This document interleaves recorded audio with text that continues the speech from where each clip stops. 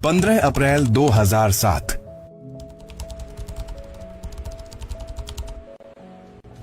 जल्दी चलो वरना वो भाग जाएगा। दोस्तों, एक इंडियन लड़का जो दिल्ली में बैठकर दिल्ली के ही एक बड़े बैंक को लूट लिया।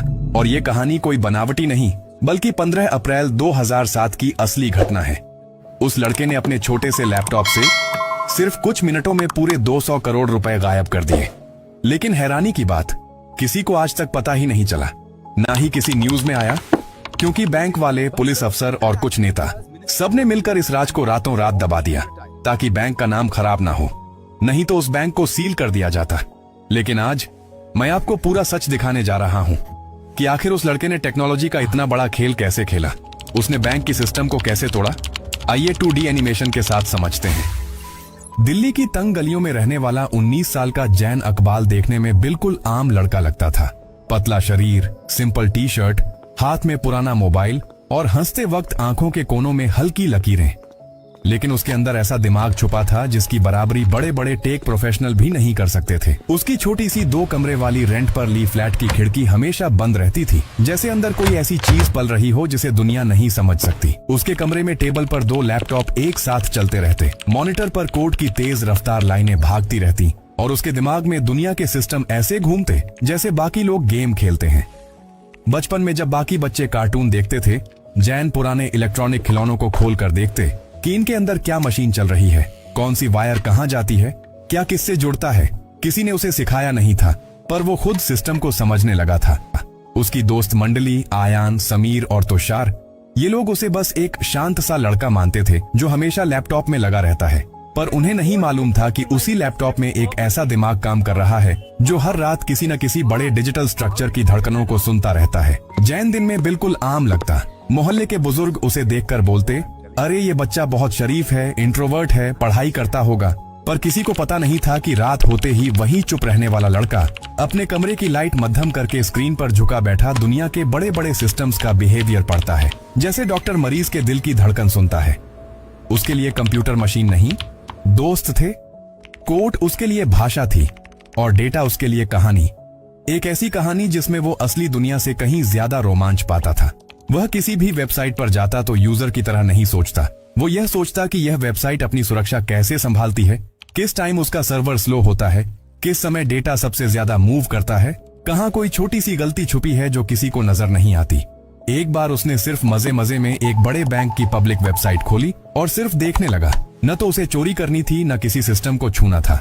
बस एक जिज्ञासा थी कि इतने बड़े सिस्टम कैसे काम करते हैं। और उसी जिज्ञासा में उसने ऐसी बात नोट की जो शायद उस बैंक के इंजीनियरों ने भी कभी गौर नहीं की थी। सर्वर टाइम स्टैम्प कभी कभी 1 सेकंड आगे बढ़ जाता था और फिर वापस आता था। दुनिया के लिए ये मामूली ग्लिच था, पर जैन के लिए ये ऐसा था जैसे अंधेरे कमरे में एक दरवाजा अचानक हल्का सा खुला दिख जाए। उसके चेहरे पर पहली बार एक खतरनाक किस्म की मुस्कान आई, बहुत हल्की पर बहुत गहरी, जैसे दिमाग के अंदर कोई चिंगारी फट चुकी हो। उसके दोस्त उस रात भी आए थे उसे बुलाने। अरे चलो आज इंडिया गेट घूमते हैं वाह। पर जैन ने स्क्रीन से नजर नहीं हटाई और सिर्फ इतना बोला, मुझे कुछ समझ आ रहा है, तुम लोग जाओ। उसके दोस्तों ने मजाक उड़ाया, तू साइंटिस्ट बन जाएगा एक दिन। पर उन्हें नहीं पता था कि जैन साइंटिस्ट नहीं, सिस्टम को पढ़ने वाला मैजिकियन था। ऐसा मैजिकियन जो हाथों से खेल नहीं दिखाता था बल्कि लॉजिक से खेलता था। उस रात जब पूरी दिल्ली सो रही थी और सड़कें शांत थी, जैन की आंखों में सिर्फ स्क्रीन का नीला उजाला था और उसकी उंगलियां कीबोर्ड पर ऐसे चल रही थीं जैसे कोई पियानो बजा रहा हो। और फिर अचानक स्क्रीन पर एक डेटा ग्राफ उभरा। नॉर्मल आंख इसे समझ भी ना पाए, पर जैन सिर्फ 5 सेकंड में समझ गया कि सिस्टम का हार्ट बीट कहां गड़बड़ा रही है। उसने एक कागज पर बड़ा सा गोल घेरा बनाया और धीमी आवाज में फुसफुसाया, मिल गया। वो क्या मिला था दुनिया को नहीं मालूम, उसके दोस्तों को नहीं मालूम, मोहल्ले को नहीं मालूम। और उस दिन, उसी रात, उसी स्क्रीन की चमक के नीचे दिल्ली का वो शांत मासूम सा दिखने वाला लड़का जैन अकबाल पहली बार पूरे आत्मविश्वास के साथ अपने आप से बोला, अब खेल शुरू होता है। और उसी पल उसकी किस्मत भी बदलने लगी और आने वाले समय में पूरी दिल्ली का नाम भी। अगले 3 दिन वह जैसे किसी और दुनिया में खो गया। वह खाना भूल गया, दोस्तों के फोन काट दिए, घर वालों से बस इतना कहा कि कॉलेज का प्रोजेक्ट है, लेकिन असल में उसके कमरे में चल रहा था भारत के सबसे हाईटेक बैंकिंग नेटवर्क का एक अदृश्य एक्स-रे। वह किसी सिस्टम को तोड़ने नहीं निकला था, पर उसे समझने में जो नशा था वह उसे घंटों तक स्क्रीन से चिपकाए रखता। उसने सर्वर लेटेंसी ग्राफ्स निकाले, रिक्वेस्ट रिस्पॉन्स पैटर्न्स ऑब्जर्व किए और धीरे धीरे उसे समझ आने लगा कि इस बैंक का डिजिटल हार्ट किस तरह धड़कता है। कब तेज धड़कन होती है, कब धीमी, और सबसे ज्यादा दिलचस्प यह कि कब धड़कन एक पल के लिए रुक जाती है।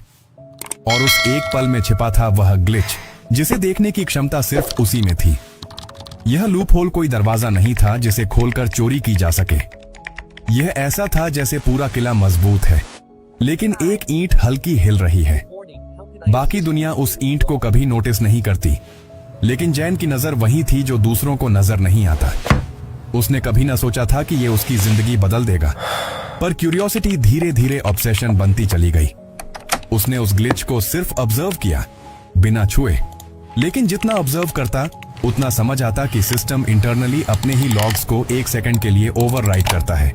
एक सेकंड जो आम इंसान के लिए जीरो वैल्यू है, पर डिजिटल वर्ल्ड में वो एक सेकंड ऐसा होता है जैसे रेत के तूफान में एक कण अचानक गायब हो जाए।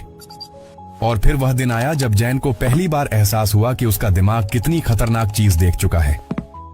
उसने अपनी कुर्सी से पीछे झुककर सीलिंग को देखा और धीरे से कहा, अगर यह मिस्टेक बार बार हो सकती है तो इसका मतलब है कि बैंक खुद अपने एक सेकंड को रिकॉर्ड नहीं करता। और उसी पल उसके अंदर कुछ जगह रॉबर नहीं, हैकर नहीं, बल्कि एक ऐसा मैथमेटिशियन जो पैटर्न्स के अंदर पैटर्न्स देखता है। उसने कैलकुलेशंस की, थ्योरीज बनाई और हर बार रिजल्ट एक नई चौंकाने वाली दिशा में जाता। फिर एक रात जब दिल्ली पर थोड़ी बारिश हो रही थी और उसके कमरे की खिड़की पर पानी की बूंदें टपक रही थीं, उसने पहली बार यह महसूस किया कि इस सिस्टम की कमजोरी थियोरेटिकल नहीं, प्रैक्टिकल है। अगर कोई दिमाग इसे चाहकर यूज करे तो ट्रेस करना नामुमकिन होगा, क्योंकि जिस पल में गलती होती है उस पल के सारे डिजिटल फुटप्रिंट्स खुद सिस्टम ही निगल लेता है। मगर उसने खुद से एक सवाल पूछा, क्या मैं ऐसा कर सकता हूं? और उसका दिमाग तुरंत दो टुकड़ों में बंट गया। एक मासूम 19 साल का लड़का जिसने कभी स्कूल छोड़कर कोई हरकत नहीं की, और दूसरा एक ऐसा साइलेंट मास्टरमाइंड जो डिजिटल पैटर्न से खेलता था। उसने 2 रातें लगातार सिर्फ यही सोचते बिताई, न चोरी करनी है, न पैसे छूने हैं, बस यह समझना है कि सिस्टम कितना स्मार्ट है और इंसान कितना। और फिर अचानक एक कैलकुलेशन उभरी जिसने उसे हिला दिया। अगर कोई चाहे तो इस ग्लिच को यूज करके बड़ी से बड़ी रकम सिस्टम में घुमाकर वापस उसी जगह ला सकता है और किसी लॉग में पता भी नहीं चलेगा, क्योंकि ग्लिच वाला सेकंड हर बार सब इरेज कर देता। उसने ये फॉर्मूला 3 बार सॉल्व किया, हर बार वही रिजल्ट आया, परफेक्ट जीरो फिंगरप्रिंट ऑपरेशन। उसकी हार्ट बीट तेज हो गई। उसने कुर्सी घुमाई, खुद को मिरर में देखा और पहली बार उस मुस्कान को महसूस किया जो सिर्फ मास्टरमाइंड क्रिमिनल्स के चेहरे पर आती है। लेकिन वो क्रिमिनल नहीं था, बस एक ऐसा जीनियस था जिसे दुनिया ने कभी समझा ही नहीं। उसने सोचा, अगर कोई चाहे तो 200 करोड़ तक राउट कर सकता है बिना सिस्टम के जानने के। उसके दिमाग ने पहली बार उस पॉसिबिलिटी को शेप दी कि एक परफेक्ट स्कैम एग्जिस्ट कर सकता है जो न बैंक पता कर सके, न पुलिस, न साइबर सेल्स, क्योंकि एविडेंस ही नहीं होगा। नहीं, वह इसे करने नहीं जा रहा था, लेकिन यही थॉट उसे नींद नहीं आने दे रही थी। अगले दिन उसने खुद को टेस्ट करने के लिए पूरी हाइपोथेटिकल प्लानिंग की। कैसे कोई पैसे को गोस्ट अकाउंट में भेजे, फिर वहां से दूसरे चेन में, फिर ग्लिच सेकंड का फायदा उठाकर उसे इनविजिबल बना दे। सिर्फ थ्योरी, लेकिन थ्योरी इतनी परफेक्ट थी कि वह खुद डर गया। उसकी सांसें हैवी हो गईं और उसने लैपटॉप बंद कर दिया, जैसे कोई बहुत डरावना राज पकड़ लिया हो। उसने बैल्कनी में जाकर ठंडी हवा ली, पर उसके दिमाग में सिर्फ यही घूम रहा था, ये लूप होल मेरी गलती नहीं है, सिस्टम की गलती है, वही सिस्टम जिसे देश भरोसे से चलाता है। उसने खुद से पूछा, क्या ऐसा प्लान कोई करेगा? और अंदर से एक धीमी आवाज आई, अगर किसी को पता चल गया तो करेगा। और तब उसे महसूस हुआ कि वह एक ऐसी चीज के ऊपर बैठा है जो आग की तरह है, रोशनी भी दे सकती है और जला भी सकती है। वह वापस कमरे में आया, फिर लैपटॉप खोला और उस लूप होल को आखिरी बार ऑब्जर्व किया। और इस बार उसने उसे अलग नजर से देखा, जैसे कोई साइंटिस्ट अपनी खोज को पहली बार वेपन की तरह पहचान लेता है। उसके होंठ धीरे से हिले। 200 करोड़, जीरो ट्रेस। अगर दुनिया जान जाए कि यह संभव है तो केओस मच जाएगा। यही सोच उसके अंदर एक गहरा कंपा देने वाला थ्रिल भर रही थी। न ग्रीड, न पैसा, बस ये रियलाइजेशन कि उसके दिमाग ने कुछ ऐसा समझ लिया है जिसे समझने की क्षमता शायद देश भर में 10 लोगों में भी ना हो। उस दिन के बाद जैन की आंखों में एक नया कॉन्फिडेंस था। उसका चलना, उसका बोलना, उसका बैठना सब बदल गया। अब वह सिर्फ क्यूरियोसिटी वाला लड़का नहीं था, वह एक ऐसा हिडन जीनियस था जिसने बैंकिंग सिस्टम के दिल की धड़कन में छिपी एक ऐसी दरार ढूंढ ली थी जिसका गलत इस्तेमाल दुनिया को हिला सकता था। और उसकी जिंदगी की कहानी यहीं से असली मोड़ लेने वाली थी, क्योंकि नॉलेज डेंजरस होती है लेकिन मास्टरमाइंड नॉलेज उससे 100 गुना ज्यादा। जैन अकबाल कई दिनों से उस लूप होल को सिर्फ समझ नहीं रहा था, बल्कि उसके आसपास एक ऐसा इनविजिबल जाल बुन रहा था जिसे समझ पाना किसी भी इंसान के लिए नामुमकिन था, क्योंकि यह जाल टेक्नोलॉजी से ज्यादा साइकोलॉजी पर चलता था। लोग कैसे सोचते हैं, सिस्टम कैसे प्रिडिक्ट करता है, कंप्यूटर खुद को कितना सुरक्षित मानता है और किस पल वह सबसे ज्यादा वल्नरेबल होता है, यही सब जैन के दिमाग में एक परफेक्ट हाइस्ट की तरह असेंबल हो चुका था।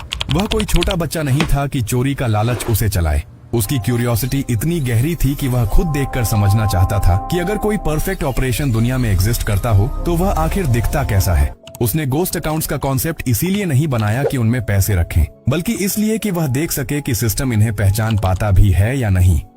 वो अकाउंट्स असली नहीं थे, न किसी इंसान से जुड़े, न किसी आइडेंटिटी से, सिर्फ डिजिटल शैडोज थे, जैसे धुंध में खड़े नकली चेहरों की परछाइयां। एनक्रिप्टेड मनी रूटिंग का आइडिया भी उसके लिए चोरी नहीं था, बल्कि एक तरह का डिजिटल मेज था जिसमें पैसे नहीं, डेटा की मूवमेंट्स घूमती थी। वह हर मूवमेंट को टेस्ट करता, हर पॉसिबिलिटी को सिमुलेट करता, जैसे कोई साइंटिस्ट प्रयोगशाला में केमिकल रिएक्शंस देखकर प्रिडिक्ट करता है कि एक्सप्लोजन कब होगा।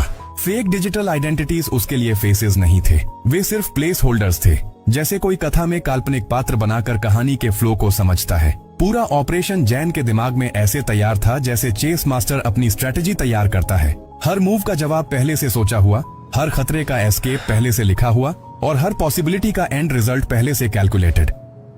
और फिर वह दिन आया जब उसने खुद को चैलेंज देने का फैसला किया। सिर्फ 10 मिनट का एक टेस्ट, न चोरी न लालच, बस एक एक्सपेरिमेंट जिससे उसे पता चल जाए कि उसकी बनाई हुई मेज काम करती है या नहीं। उसने अपने कमरे का दरवाजा बंद किया, फोन एयरप्लेन मोड पर डाल दिया, लैपटॉप की ब्राइटनेस कम कर दी और नीली स्क्रीन की हल्की रोशनी में उसकी आंखों में एक अजीब सी ठंडक थी। एक ऐसी ठंडक जो किसी क्रिमिनल की नहीं, बल्कि एक ऐसे दिमाग की होती है जो खुद की लिमिट्स टेस्ट करना चाहता है। उसने टाइमर सेट किया 10 मिनट और उसी पल उसकी उंगलियां कीबोर्ड पर ऐसे नाची जैसे कोई ट्रेंड पियानिस्ट क्लाइमैक्स पर पहुंचकर तेज तर्रार धुन बजाता है। स्क्रीन पर डेटा की लाइनें दौड़ रही थीं, ग्राफ्स बदल रहे थे, शैडोज मूव कर रही थीं, लेकिन सबसे चौंकाने वाली बात यह थी कि कोई भी मूवमेंट ट्रेसेबल नहीं थी, क्योंकि जिस सेकंड ग्लिच एक्टिवेट होता था उसी सेकंड पूरा पैटर्न दुनिया से गायब हो जाता था। 10 मिनट पूरा होने से पहले ही उसकी स्क्रीन पर एक फाइनल पिंग आया, ऑपरेशन कंप्लीट, और लॉग्स में सिर्फ ब्लैंक टाइम फ्रेम दिखाई दिया, जैसे उस दौरान सिस्टम खुद अनकॉन्शियस हो गया हो। उस रात जैन कुर्सी पर पीछे झुका, आंखें बंद की और गहरी सांस ली, लेकिन उसके चेहरे पर डर नहीं था, बल्कि एक भारी ठंडा कॉन्फिडेंस था, जैसे किसी पहाड़ पर खड़े होकर उसने गहराई को आंखों से नाप लिया हो। उसने तुरंत सब कुछ शट डाउन किया, कोई फाइल सेव नहीं की, कोई ट्रेस नहीं छोड़ा और कमरे से बाहर निकलकर किचन में पानी पिया जैसे कुछ हुआ ही ना हो। अगले दिन मोहल्ला वही था, उसके दोस्त वही थे, उसकी जिंदगी वही थी।